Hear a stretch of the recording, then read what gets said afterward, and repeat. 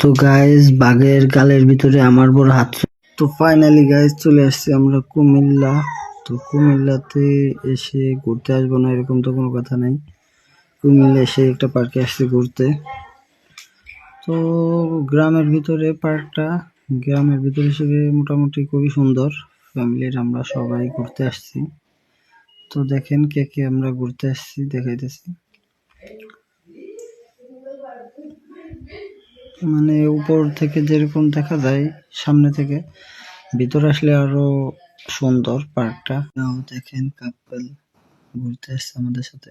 তারপরে দেখে গেল বগা থেকে উপর দিকে তাকিয়েছে প্লেনের। তো ইকোর মামা শিকারের জন্য বসে আছে। তারপরে আমরা সামনের দিকে এগিয়ে গেলাম। এগিয়ে সাপের আর ব্যাঙের লড়াই। তো ওদের লড়াই দেখার পরে আমরা সামনে গেলাম এগিয়ে। তারপরে দেখলাম যে ওকা খাইতেছে। তারপরে আছে একটা জিব্রা। তারপরে এক আন্টি ধান উড়াইতেছে। তারপরে আমার খালা শাশুড়িরা গিয়ে চাল করতেছে পিঠা বানানোর জন্য আমাদের জন্য। আমরা তো এলাকার জামাই তাই। তারপরে হাতের ডান সাইডে আছে বাঘ মামা আর গিয়ে হাতি মামা।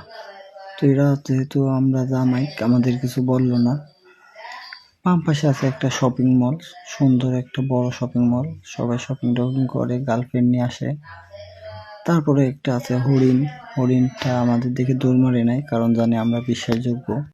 তো সামনের দিকে এগিয়ে যাবো, উষ্টা খাবো। তার ভিতরে দেখলাম একটা পঙ্কিরাজ। পঙ্কিরাজ আমাদের কিছু বললো না। তারপরে দেখলাম মাশরুম, খাইতে ইচ্ছে করতেছিল কিন্তু মাশরুম খাইতে পারবো।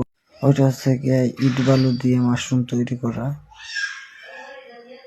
তারপরে আমরা চলে আসলাম জলপুরির কাছে। জলপুরি আমাদের দেখে জলের থেকে উঠে আসছে ড্যান্স দেখানোর জন্য, কিন্তু অনেক লোকজনের শরমের কারণে ড্যান্স দিতে পারে নাই।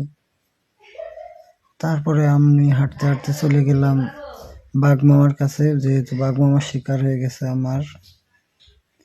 তো বাঘ মামার ঘাড়ের পরে উঠবো আমি। ঘাড়ের পরে উঠে একটু বাঘ মামারে বলবো আগায় দিতে।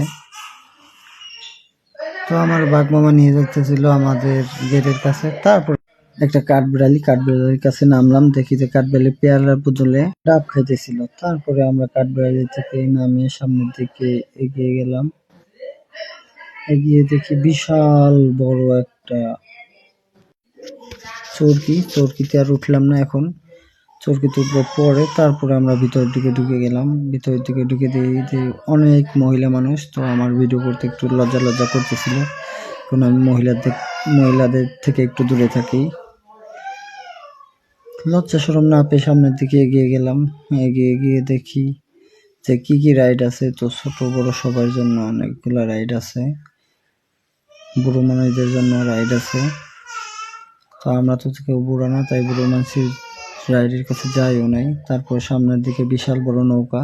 তো শেখ হাসিনা যেহেতু চলে গেছে, এই জন্য নৌকাটা উপরে আছে, পানিতে নামানো হয় নাই। তারপরে আমরা হাঁটতে হাঁটতে সামনের দিকে এগিয়ে গেলাম। তো আমরা সামনের দিকে এগিয়ে গিয়ে দেখি যে ট্রেন আসতেছে আমাদের দিকে। আমরা ভয়ে দৌড়ে সরে গেলাম যে যদি ট্রেনের নিচে পড়ি তাহলে তো শেষ।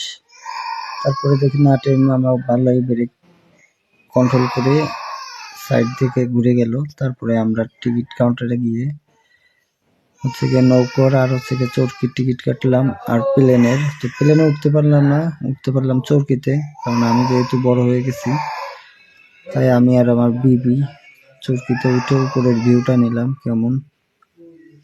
তো উপরের ভিউটা মোটামুটি ভালোই ছিল, আর আমার ভয় করতেছিল যেহেতু আমি চরকি মুরকিতে উঠি না।